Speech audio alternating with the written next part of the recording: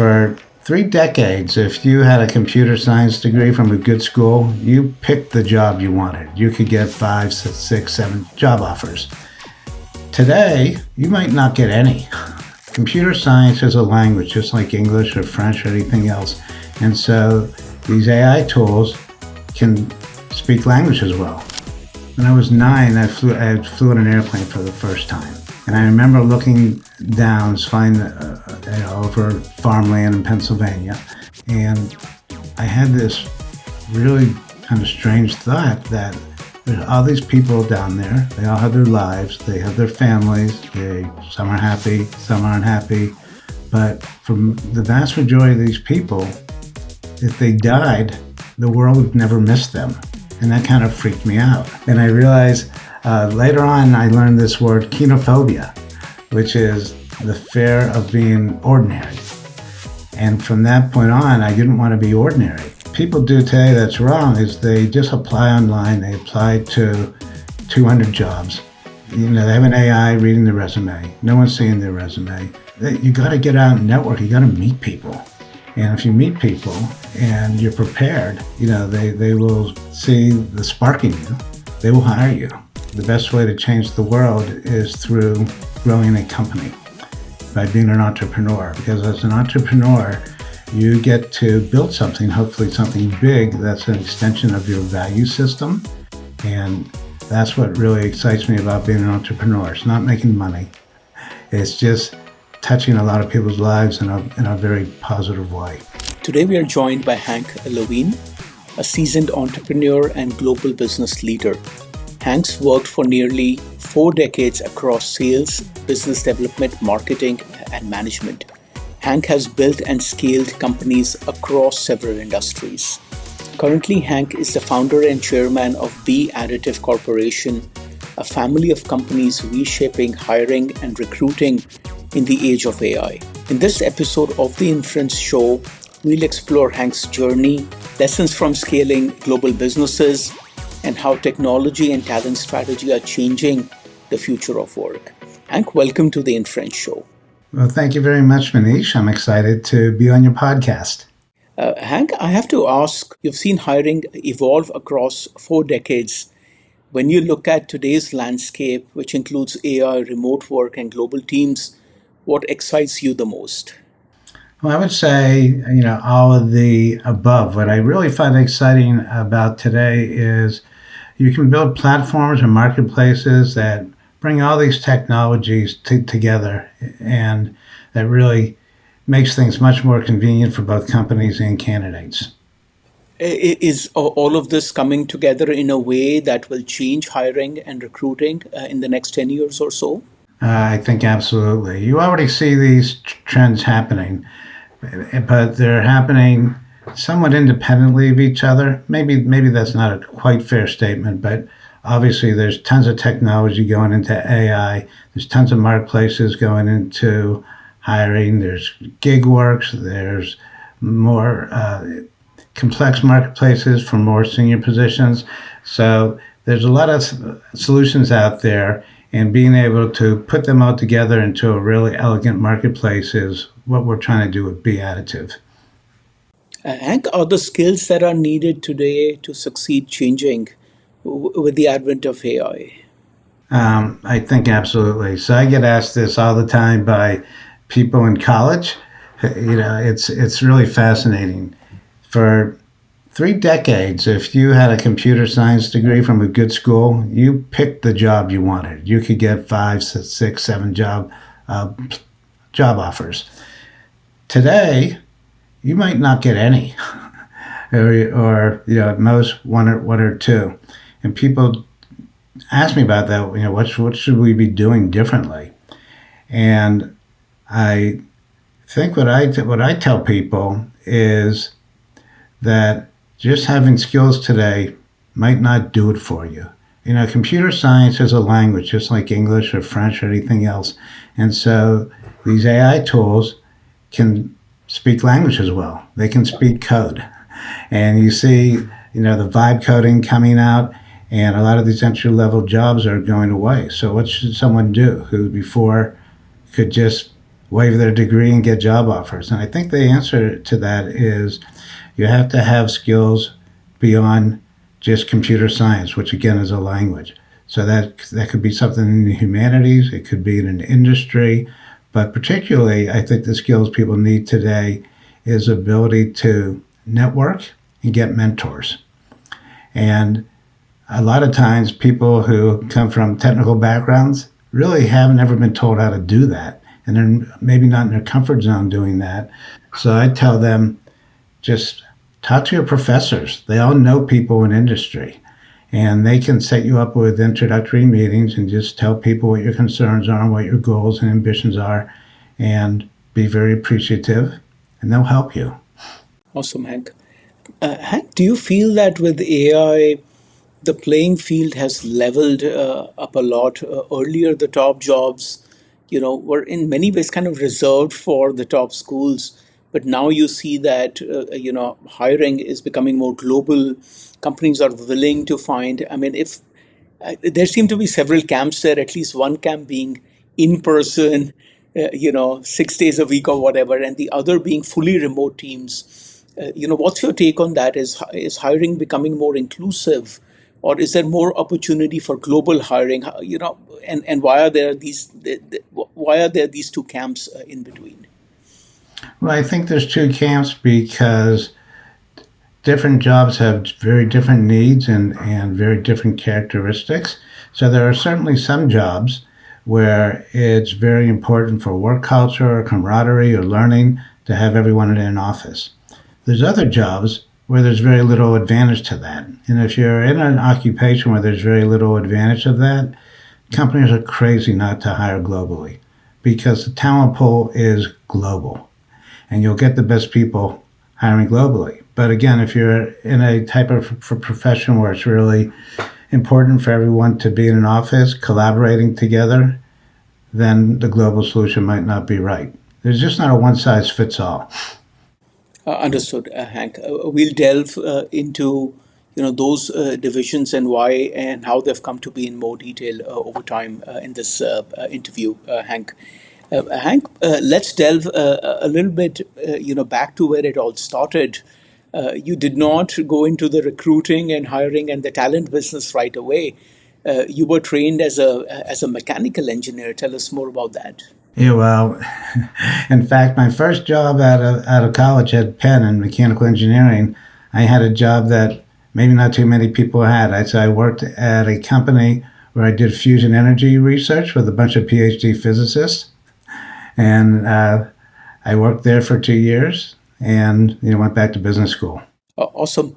And Hank, where did you grow up? I grew up in Pittsburgh, in a suburb.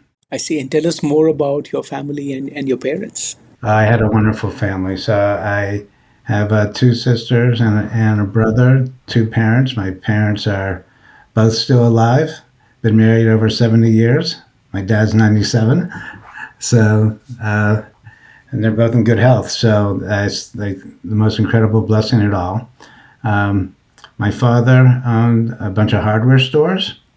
And when I was a child, I worked every weekend in them. He saved all the really hard work for me, putting away, rock salt and saccharin. They would get a truck. I would put it away the whole day. I was 12 years old. These bags weighed as much as I did. But it really taught me the value of hard work and how difficult it is as an entrepreneur to run a business. Did you say that they've been married 70 years? Over 70 years, yeah. It's amazing. So this would be better if I could bring up a picture. But about 3 months ago, I went to a birthday party for my uncle, my father's brother, who had his 100th birthday, and it was the greatest party. And when we were leaving, I went with my parents, and it was at a hotel. And they were walking back to the car. I was behind them. They were holding hands. These two elderly couple that just love each other, holding hands. I took a picture from them behind. I've sent it to everybody because it's like the greatest picture of after 70 years, they still love each other. Awesome, Hank. I'm sure there's a lot more to that, but that is awesome. And growing up, you mentioned that you worked in your dad's business. How was that? What are your early memories of going to the hardware store, and what did you see and learn there, Hank? I remember that it was hard because they had a loading dock and trucks would come in. They would unload the truck. Everything had to be stored in the basement. And I would come in on Saturdays and my dad would leave it for me to put it all away. So there would be these huge bags of rock salt and sacrete and I wasn't that big, right? I was 11, 12 years old and I would pick these bags up the whole day. It was hard. I was tired. So the physical aspects were harder, and what about things like talking to customers and handling them and managing them and making money, Hank? I talked about making money all the time with my dad. I didn't really talk to customers when I was a little kid. I don't think I really knew much about hardware to do that. My dad at a very young age, taught me about investing. I bought my first stock when I was in fifth grade. And I remember I saved up money from working at his store, and he told me, buy a stock, and whatever you put in, I'll double it. And so at that time, he had this investment survey called Value Line. I think Value Line still exists, where it would rank all these stocks, and I would read all the pages on Value Line, and I would look for the stocks were ranked number one. I would talk about them with my dad. My dad didn't really care what stock I bought. He just wanted me to understand buying stocks. He would teach me the miracle of compounding, right? How money compounds. So the first stock I bought when I was in fifth grade was Mead Corporation, the paper company. And I bought $100 of it. He matched it with $100. And I held it for a long time and it compounded.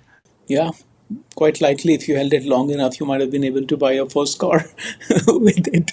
Possibly, that's the power of compounding. If we're gonna talk family stories, I'll tell you a great family story. Please.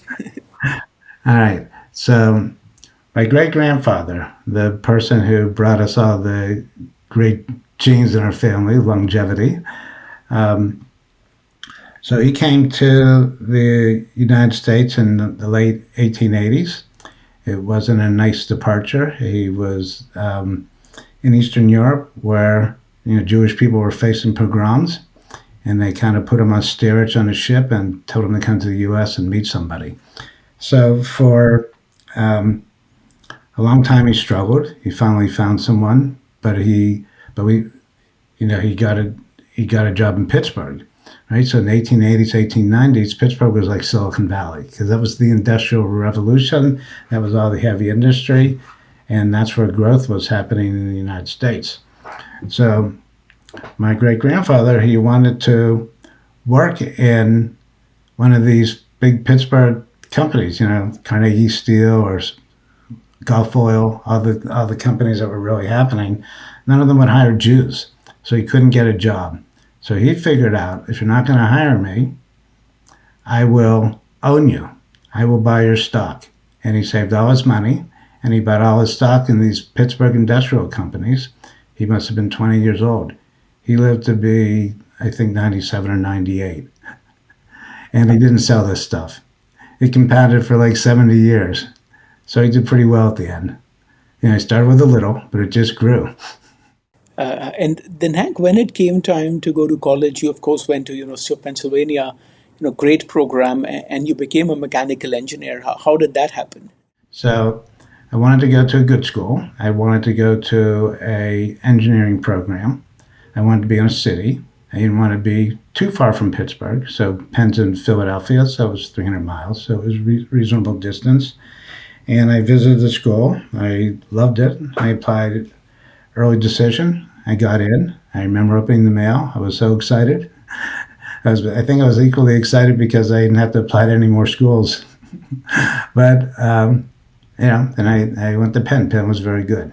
And then right after Penn, you mentioned you worked with some nuclear physicists, right, doing fusion research. Tell us more about that. Yeah, well, I'll tell you a funny story about that. So When I was at Penn, my degree's in mechanical engineering, but most of my coursework was nuclear engineering. And I wanted to do something in advanced energy research. And there was one company in the whole country that I really had my heart set on. It was a company called General Atomics in San Diego. And by some miracle, they came to interview at Penn. So I was so excited. I went to the interview. I was all prepared, but I didn't really know how to interview at that age. And they had someone from human resources, and these people from human resources, they just talked the whole 20 minutes. I barely said a word, and I had all these points I wanted to make. And when I left the interview, I was so upset because I didn't make any of my points. And I said, they're going to reject me. And in fact, they did reject me. I got a rejection letter. And there was no way I was going to let them reject me. So I prepared this long speech. I called the CEO of the company. They miraculously took my phone call. I think I told them, this Hank Levine calling from the University of Pennsylvania. I think he thought I was a professor. And I launched into this speech about how I prepared my whole life to work for your company. And he said, well, you sound like you're really committed to doing this.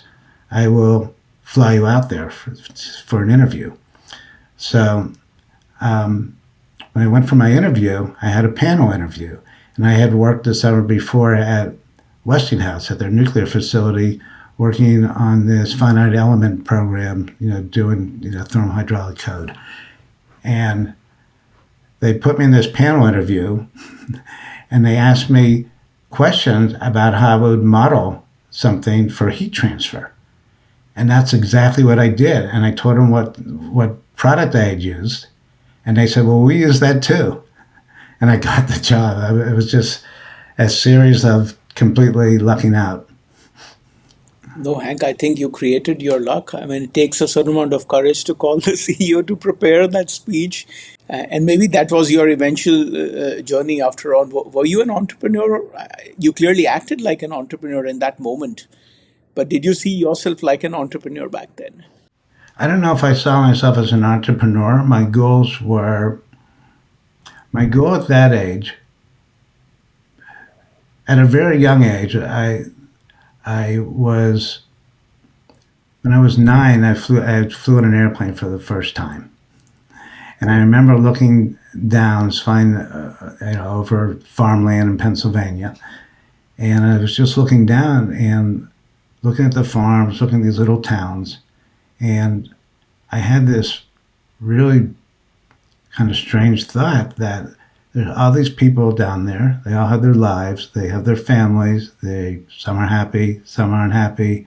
But from the vast majority of these people, if they died, the world would never miss them. And that kind of freaked me out. And I realized later on, I learned this word kenophobia, which is the fear of being ordinary.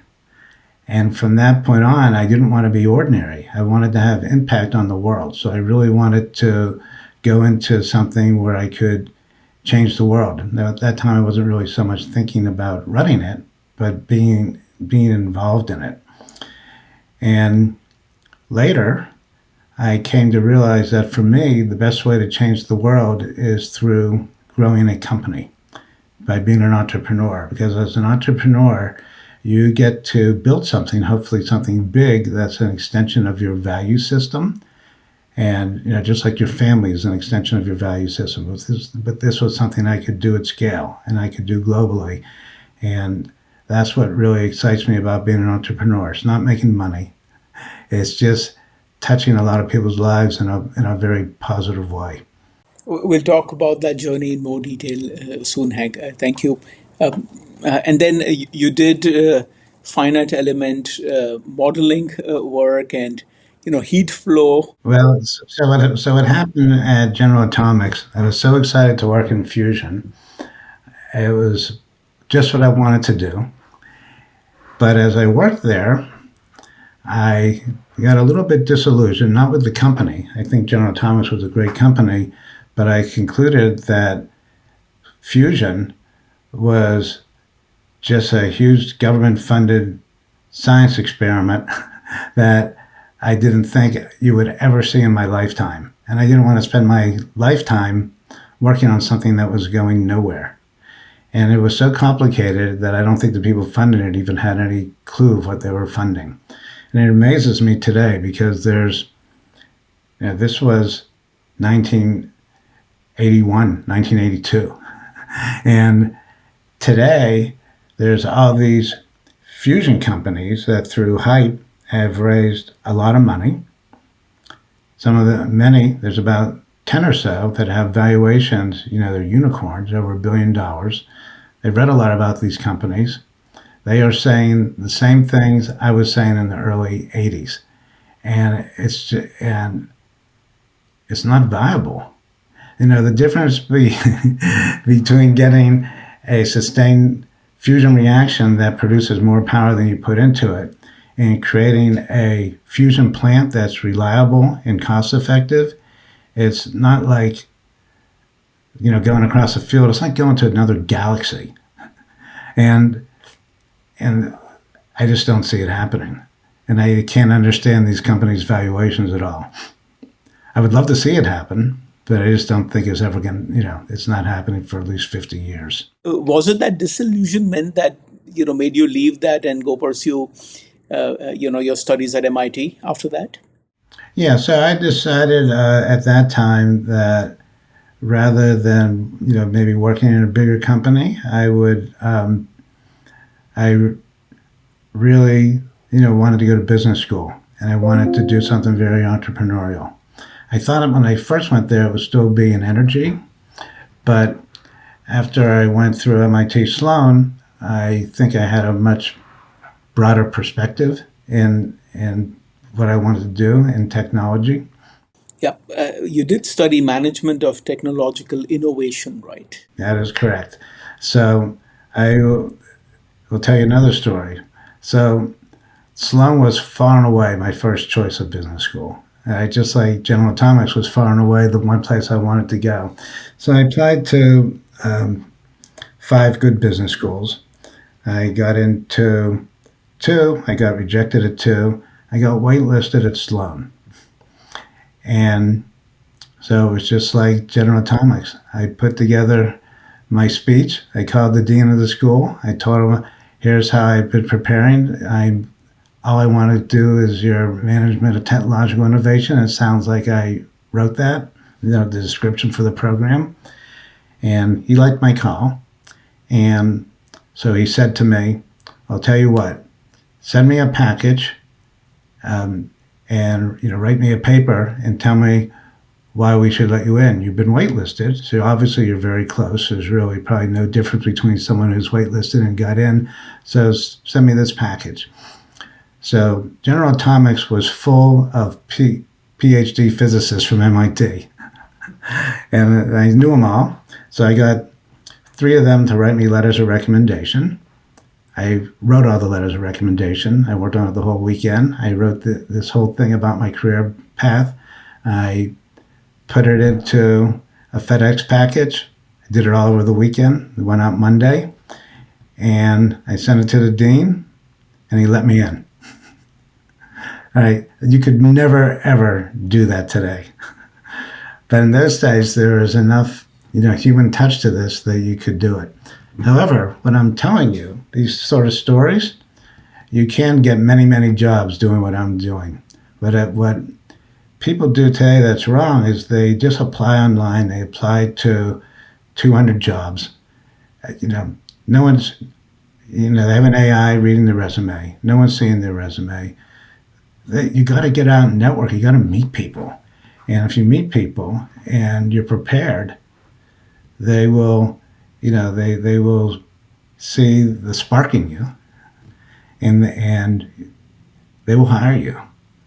Understood, Hank. So I think in all of these actions, the core was, showing them your spark, right? In that call to General Atomic and the call to MIT, you were able to show them your spark over the phone and in the interview eventually, right? So I will tell you that since then, I've tried to do similar things at least a half dozen times. never worked. So when you're young, people want to give you a chance. When you get older, they don't. It's much harder. Understood, Hank. So right out of MIT, Sloan, what did you do? So out of MIT Sloan, I was interviewing through their career development office. I had 3 job offers. They were all pretty good job offers. They paid well anyway, but I couldn't imagine doing any of them because they were like in big companies, and I didn't want to have like a little niche and work in a big company. And I wanted to do startups. And so at that time, there were all the mini computers all around Boston area on Route 128. And I went up and down Route 128 trying to get these mini computer companies to hire me. I would just bang on their door and meet people. They all blew me off because I didn't know anything about mini computers, right? And these startups, they don't want to hire you for your potential, like some of these bigger companies might do. They wanted someone that could go to work and make them money right away because startups, can't train you for a year. So I met with my thesis advisor, and I told him that I should be really happy. I have these 3 good job offers, but I can't imagine doing any of them. I'm, pretty unhappy actually, because I want to do something entrepreneurial. I still want to change the world. I want to do something big. So he said, Hank, I have just the person for you to meet. It's my best friend. He's starting this huge cooperative development venture in home automation. He's associated with the National Association of Home Builders, and he's coming to Boston this weekend. I'll arrange for you to have lunch with him. So this was the most eccentric person in the world. I don't want to go too much into it, but I go to lunch, and he says to me, first words out of his mouth is he says, Eric says you're great. That was my professor.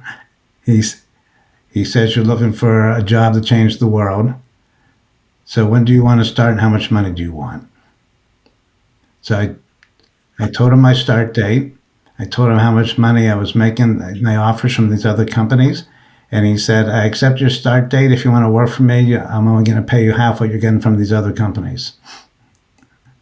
And I said, okay, I'll do it.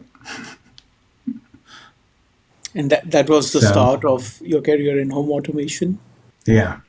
So that was a pretty amazing start of that journey.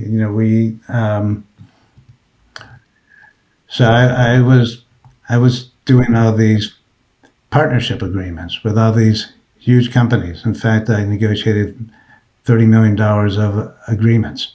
Remember, this was like 1986. So that'd be a lot more money today. And we were generating a tremendous amount of press. I was in, I was the person coordinating most of the press also. So I could go by a newsstand. In those days, they had newsstands, and there was always like a magazine where I could find a quote or something from me. And I remember being home in Pittsburgh with my grandmother, my father's mother. Remember, this was the family that likes to invest in stocks. And so I told her, I'm quoted in the Wall Street Journal. And I showed it to her. She flipped out. You never saw a grandmother prouder than that her grandson was quoted in the Wall Street Journal. Awesome, Hank. That is remarkable. And then, you did that line of work from 85 to 97. Yeah, so I left that. We started our own home automation company called Custom Command Systems. It was really very much ahead of its time. We did we won some grants. We did research with the University of Maryland. They had a very well-known usability lab. In those days, it was called HCI, Human Computer Interaction, a terrible name for someone talking about usability. but we worked with some of the most.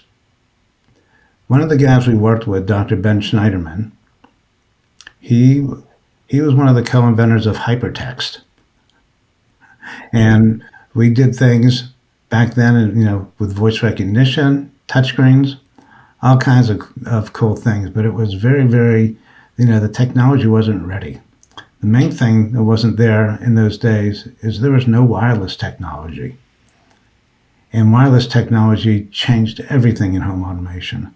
It made it cost effective, right? So everything had to be wired, and these systems weren't really designed to work with each other. So we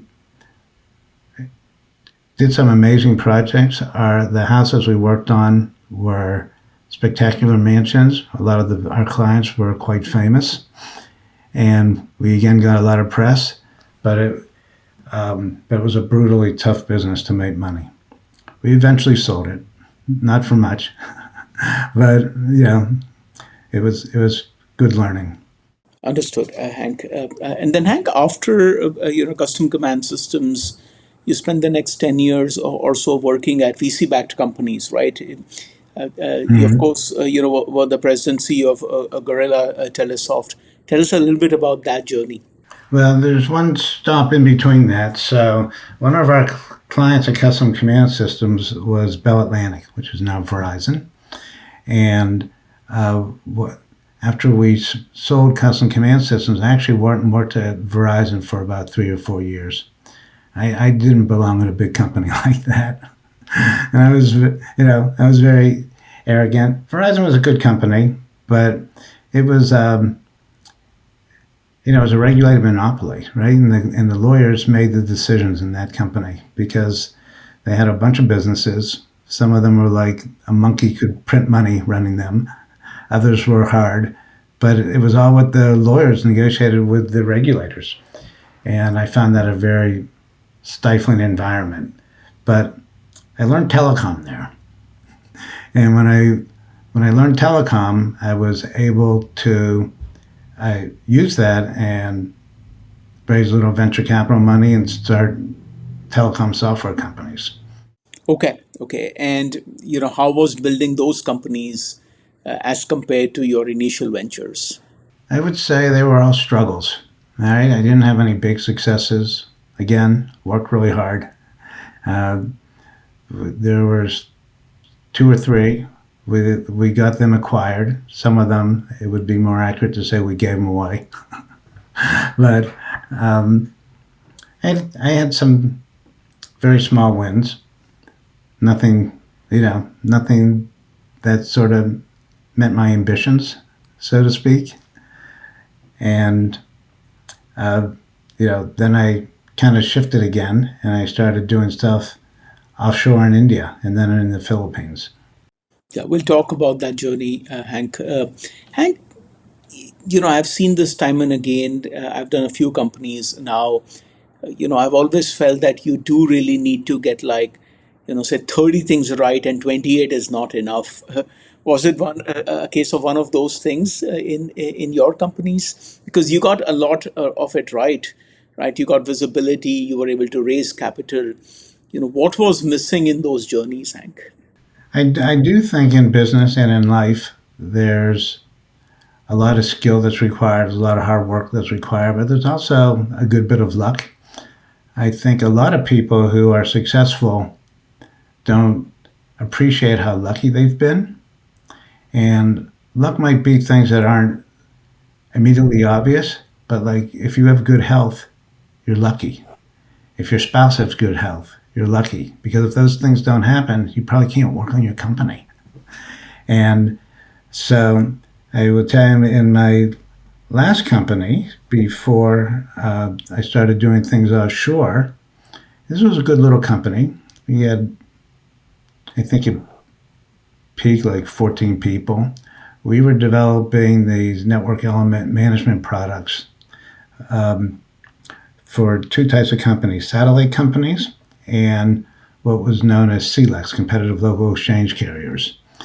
If you remember, after the regional bell operating companies got broken up And during the dot-com bubble, there was a whole lot of money that went into telecom. And there were these CLECs that raised more money than they knew what to do with, and they were buying equipment like crazy. So we had one of the few companies that was in the DC metro area that actually built a product. And we were selling it to these CLECs, and we were raising our B round of venture capital money, the $5 million round. We had $4.5 million committed. And then one of the CLECs, all of a sudden the CLEC business stopped getting funding. So one of them caught us and told us they were going bankrupt. And that was bad. But we had 10 other clients, and we were trying to close our venture capital round, and they said, your client went bankrupt, that's bad. And then about 3 weeks later, another one announced bankruptcy. So we had 5 out of 11 clients announce bankruptcy because they were all in the same space. So we couldn't close our venture funding. We closed the business in a fire sale. And meanwhile, when I was there, most of our employees were Indian. And I helped a bunch of them because in that time, there was a lot of cost arbitrage things going on in India. And I helped a lot of people and their family members who were setting up businesses in India. And these people were brilliant technically, terrible business people. And I would help them, show them how to do sales, show them how to create a business strategy. And so many of them didn't do it well. But the cost arbitrage pricing was so humongous at that time. The stuff they were selling to American companies, the American companies thought it was free. So they did well, kind of in spite of themselves. And when I didn't want to go to this company we sold to, I decided I'm going to do something in India because I can run a company so much better than these guys. I'd never been to India before. But if I get over there, I know I can do this. So I got a company to hire me and got to India a bunch of times, kind of saw how it was done. And at that point, I was ready to leave that company and do it on my own. And when was your first trip to India? Probably about 2004. And where did you visit, Hank? Bangalore now. How was Bangalore back then? Even then, it was very crowded. Look, I love India. I have so many friends there. And when I tell people what I love about India, I love it because it has so much energy. And it's so noisy, and it's dirty, and people are everywhere, and there's smells everywhere, and there's so much enthusiasm for life, and there's so much optimism. And I just love that energy, and I love the people, and I describe that to other people, and they say, boy, that sounds terrible, but to me, it sounds great. People there are always smiling. You'll always find people smiling. For no reason Yep. at times. I feel that way. I grew up in India. Hank, every time I'm back, to India, I've called America home for many years now, but it does have that energy that you talk about. I relate to that a lot, Hank. Hank, we'll talk about the India journey and iPlace, in a bit. But Hank, your advice to people who are starting, a business, and you've done so many of them right now. When someone decides to start a business from scratch, what are the first few battles that they need to prepare for? All right, so most of the people I talk to about starting business are technical people. And my one piece of advice I always give to them is before you write a line of code or build anything, build a financial model. Because you find a lot of these techies, they get so excited about what they're doing, they just want to start building it. And a lot of times they'll build it for 2 years, and then they'll decide, they'll learn that you can't sell it and there's no market for it. And when you build a financial model, it forces you to think through all the business assumptions of your company. Sometimes you'll conclude that this isn't a viable business. But if you conclude that, that's a wonderful thing. That's much better than working on it for 2 years and finding that out. A lot of times you'll find out that the things that you thought were really the leverage points or the things that make you money aren't the things that make you money. And it all comes through in the financial model. When you have that, you can really think about what you focus on very differently. Very few people do that. And it's the most important thing you can do. Hank, you've raised venture capital so many different times. Eventually, when you look back at all of those times you did that, did venture capital help a lot? Did not help at all, or did it come in your success eventually? Well, I actually haven't done it for a very long time. And so the venture capital world now is night and day different than like in the 80s. It's there's been so much more success in it, so many more fortunes made in it, there's so much more money, and there's so much more sophistication. So, in my raising venture capital, it was always very hard. And you talk to people all the time who say, your venture capitalist is like your partner, and you want to make sure you get a good partner and be very careful who you take money from. But my experience was always, I have one offer. I either take the money, even if I don't like the people, or you can't grow your company. So I don't think it's been a long time since I've tried to raise money, but and I also, the difference between the East Coast and the West Coast and venture capital and the mindset, you always hear this, but it's very true because I'm in these circles. And, venture in Silicon Valley, the VCs will take enormous risks. They'll put enormous amount of money into things. And the East Coast tends to be very risk averse, and they want to just put in little piddly amounts and see how it goes and get to the next step. And if you're doing things like, particularly in AI, you can't do the AI method. These companies have so much money, and they're going so fast, you can't go at that pace. Yeah, yeah. But Hank, don't you think that eventually the success depends on finding paying customers and making them stick with you? Should entrepreneurs focus on that, or should they spend all the energy on raising capital, which is what many people seem to do, right? I always, my advice to people is to go as long as you can and not raise money. So I won't name names, but the very first money that I raised was from an angel investor. He was a doctor, and he drove me nuts because he didn't know what we were doing. He would come in our office. He would tell us how to do things differently. And I so much wanted to just say, get out of our office. But you couldn't do that, right? And so I think I learned on that one that, when you're 23 or 24, raising money is kind of like a badge of honor, right? You're getting VC money, but it's not a badge of honor. It's to be avoided until you can't go any further. Yeah, you see all these founders, young and old, putting up victory signs, right, for raising money, but not realizing what all it's going to take, right? Hank, why do companies succeed and why do companies fail? I know it's a very, very broad question, but what's your take on it? What makes companies succeed? What is the core, and what makes companies fail? The top things that you've learned. I think there's 100 different reasons companies succeed or fail.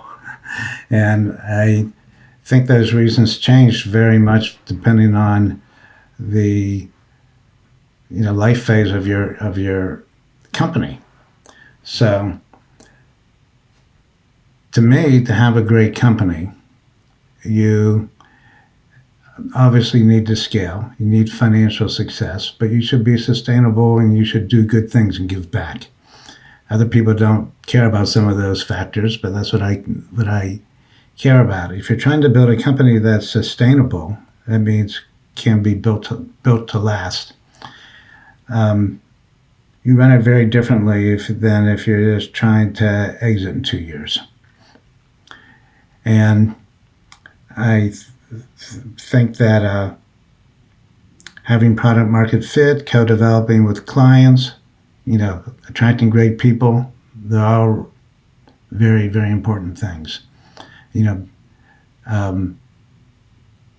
But they're different in different companies, and it really depends on what your goals are for your company. Okay, all right, understood, Hank. So it's the years 2004. Those initial trips gave you the conviction and reason to start iPlace. Tell us a little bit more about, what was iPlace? You did that for 18 years. Tell us, what was, that company? What was the vision, and what you made out of it? So the vision of iPlace was to do the things I just said. I wanted to scale a big company. I wanted it to be sustainable. I wanted it to be a good company that gave back.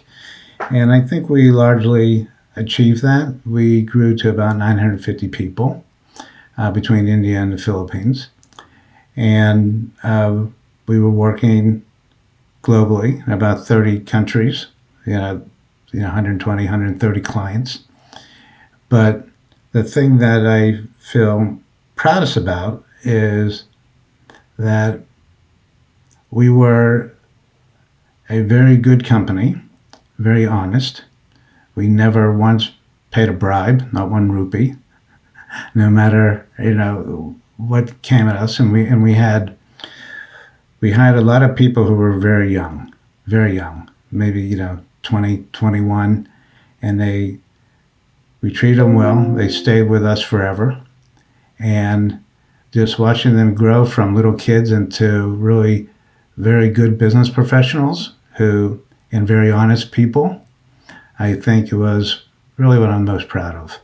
Understood, Hank. And what did iPlace provide? What service or product? So iPlace was what was known as an RPO. So that stands for Recruitment Process Outsourcing. And we worked with both corporations and staffing firms. And we had outsourced recruiters who worked from India and the Philippines as an extension of their recruiting team. So they paid us a monthly fee for the recruiter, and we got small bonuses when we made placements. And what made you guys successful, Hank? I think what made us successful was that, one, we were very trusted. A lot of our companies that we competed with probably weren't as trusted, and we treated our people great, and they stayed with the company. And we also invented this really brilliant internal operating system called Launchpad that we used to motivate and incentivize our employees. And this was a system that was 100% created by our employees in India. And what I was so proud about that was, I would say, for the first 6 or 7 years of the company, if there was innovation in the company, my fingers were all over it. I was driving it. And for years, I tell people, you can do it, you can do it. And then they all started doing it. And they were all so smart. It's, India tends to be a pretty hierarchical culture, right? So they were a little nervous about getting out of their lane. But once they saw they could get out of their lane, they got recognized for it in a good way. Everyone wanted to get out of their lanes. So let me tell you how Launchpad worked. So, as you know, in most companies, the most dreaded time of the year is performance review time. Everyone hates it. Managers hate it. Your employees hate it. We found that it was after people got their performance review was the number one time they left the company. And a lot of times, they weren't happy with it. They didn't think it was fair. And, the managers, as I said, it took a lot of time. They didn't like it either. So Launchpad was a gamification system, which we built to to completely, it was the operating system of the company. And the way it worked is that every recruiter in the company played a monthly game and a quarterly game. And in the monthly game, we would work with their clients and we would create what we called strategies, but they were really like KPIs. And the team had to hit their KPIs. And we would go back, and if the team had certain goals they had to hit, then we would break out those, we would create individual goals for each of the recruiters. So if you're a new recruiter, your goals might be very activity-based because we just wanted them to get a lot of reps. If you were an experienced recruiter, you might get goals based on the performance of the team so that you would work on mentoring as opposed to your individual performance. And when you achieved your monthly goals, you got a star. If you didn't achieve them, you didn't get a star. Now but these goals were all set with our clients. So if the recruiters were getting stars, they were doing exactly what our clients wanted them to do. Now we also had quarterly goals, which were things that took a little longer to achieve. And my favorite quarterly goal is we had one goal every quarter that was set on health and well-being. So the recruiters could pick it. So it could be something like reading a book, losing weight, quitting smoking, getting rid of credit card debt. And if you achieve those things in the quarters, you got stars. So the way it worked is 40 stars, you got an automatic pay raise. I'm trying to remember. I think 120 stars, you got an automatic promotion. And we had no performance reviews. It ran the company. And we had everyone's stars, it was all public. You could see what anyone was doing. You could see what their goals were. And it was great. And all embedded internally. I think that really differentiated us from other companies. Understood, Hank. That is powerful. And then, Hank, at its core, how is this fundamentally different from how performance reviews are done? iPlace was no different than every other company. Companies hate performance reviews. There's no company anywhere that likes them, and they're so dysfunctional. Besides the fact that there's a lot of bias and they're not fair, and you can show there's a lot of things like if it's a year-long performance review, there's tremendous recency bias. So if somebody did something well in the last month, they get a good score. If they did something well 11 months ago, they forget about it. And there's a lot of favoritism that goes into it.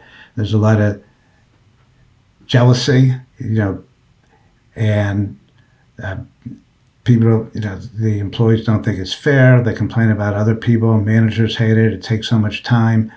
And people just dread it. With Launchpad, that all went away. It removes so much politics out of the company, I can't tell you.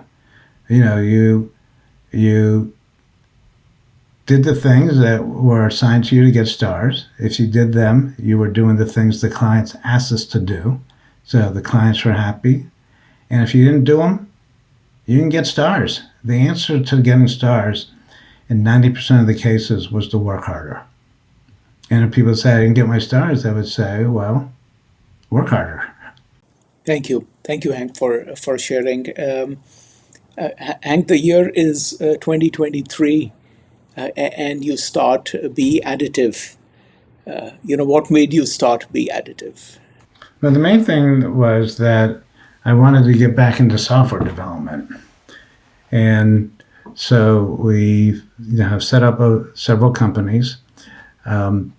Our initial plan didn't go, quite like I thought it would. So we do staffing, we do large hiring projects. We also do employer of record services. So we have subsidiaries in India and the Philippines again. The timing of when I left, staffing industry's been in a recession now for about 3 years. So we thought that we could get enough business in our staffing business that it would fund our software development. And that was only partially true. We certainly didn't hit our initial projections. in staffing. I don't think anybody in staffing in the last 3 years has done too well.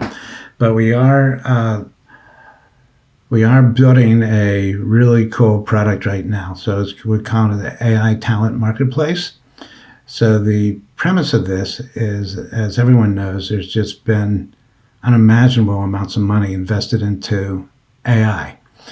And a lot of these very well-funded startups are having a very hard time hiring senior AI talent because there's just much more demand than there is supply of those people. And it's particularly hard for startups because the starting salaries are unimaginably high. And even when you're willing to pay the money, you find a lot of people who they want to work in big tech, right? So they want to work in OpenAI or Google or Microsoft because the money's even better and they get stock options and there's more prestige. And so it's just very hard to hire those positions. And I also think it'll get even more difficult because so much of the talent that has gone into AI has come from offshore through H-1Bs. And that's all, likely to get shut down. So what we're doing with AI Talent Marketplace is we're giving these AI-funded startups a better way to hire very experienced AI talent. And on one side of the marketplace, we have companies, and they post their AI jobs. And on the other side, we have vetted candidates, and they're from India and the Philippines, but you'll also have relationships with these other employer of records in other countries. So we can work in like 43 different countries to put talent into the marketplace. And we match people up. But there's also a lot of hand holding that goes on too. So we use the marketplace to match people up, but we coordinate interviews. We also interview the candidates, not just the client. And we did a soft launch of this, a very soft launch, a couple of weeks ago. But we got 2 placements now, so I'm very thrilled with that. And we plan on doing a full launch in February of this marketplace. We're looking for 2 or 3 funded AI startups who want to work with us, somewhat be co-developers, giving us a lot of feedback on what we're doing. But if they do that, we'll take extra good care of them. We'll build custom talent pools for them and really make sure they get great talent. But you'll find people in India and the Philippines. They're very highly skilled in AI, and if they get a job through our marketplace, they can generally, it's a long-term contract. Most of these contracts are over a year. They can generally get a 30% or so pay hike, but what they really love is now they get global exposure, right? So they're working with a global company in the US or Europe. Europe has even a bigger shortage of AI talent than the US. Understood, Hank. And you said you did a soft launch 2 weeks ago. How large is the team? And is the core product the AI marketplace? Yeah, so maybe I shouldn't say this on a podcast. If you went to our product right now, you could submit a job order. You could get your vetted resume on there. We have other things that it looks like the marketplace is doing, but behind the scenes it's all being done manually by people. And that's what we're building this out in little sprints to build the rest of this. We're delaying trying to raise any money on this right now. I talked about how raising money isn't a badge of honor, so I'm not trying to raise money as quickly as I can. I want to make a lot of progress first. And so that's what we're doing. We have a great head of product. He was leading AI at Thomson Reuters. He's been doing AI for like 12 years before generative AI, so he's just fabulously good. And we have the people in our company, almost all of them have worked with me for over 10 years. All right, so they're the very best. Everyone in our company is terrific. They're very experienced. They know what they're doing, and because I don't want this to sound arrogant, but um, along with my business partner, these people wanted to follow us into this company because they're very loyal to us, and so we had a good pick of the best people. Understood, Hank. Hank, let's go a little bit deeper into the AI side and how it's changing things. Now, you've been in business for a very, very long time. How is AI changing the way we hire, build, teams, and do recruiting? I think it's pretty well understood that AI doesn't replace people, they replace tasks, but jobs are a combination of tasks. So if they replace a bunch of the tasks a person does, obviously you need fewer people. And similar to other disruptive technologies that we've seen over the last 200 years, most of these technologies, when they first come into play, they are their main value is around efficiency, and that usually means cutting jobs.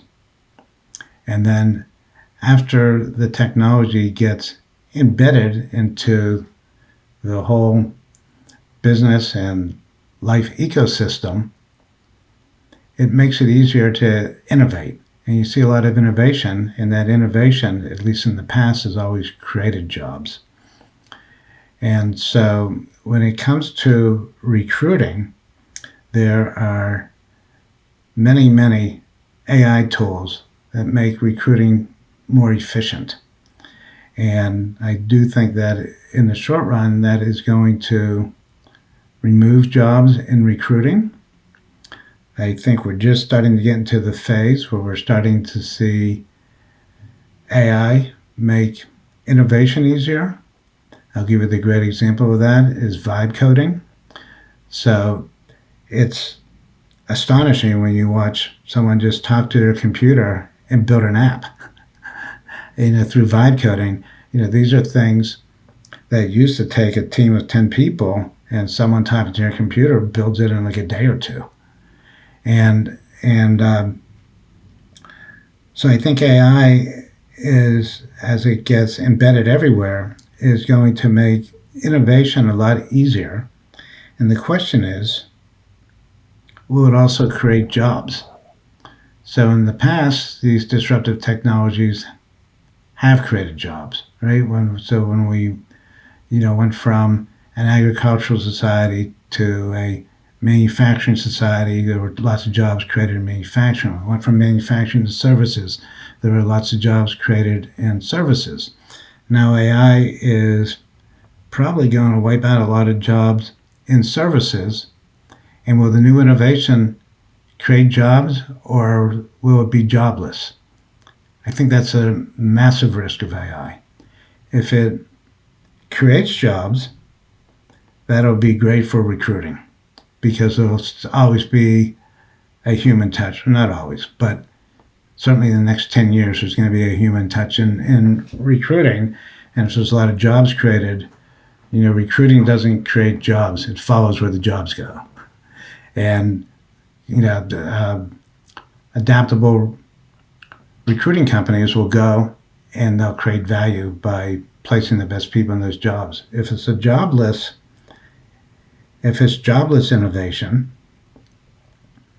then I think that presents enormous risks to the country and the world. To the country, it would create huge income inequality and probably social instability. And globally, where you see almost all the AI development being done in two countries, the US and China, if it doesn't go to other countries and all the wealth is concentrated in those two countries, that's not good either. It's good for the people on the companies, but probably not too many more other people. Are India and Philippines at risk? India and Philippines both have very educated workforces that understand AI. And I think that especially India will be, if this plays out the way I'm talking, and I don't really know for sure it will. I think India, with this technical capability, will be one of the countries that innovates the most. Now, if they innovate in a way that doesn't create a lot of jobs, the innovators who own the companies will make a ton of money. They'll be in India. But India has a much younger population. It needs to create a lot of jobs. Hank, we've talked about a lot of different things. What else would you like to share with our audience?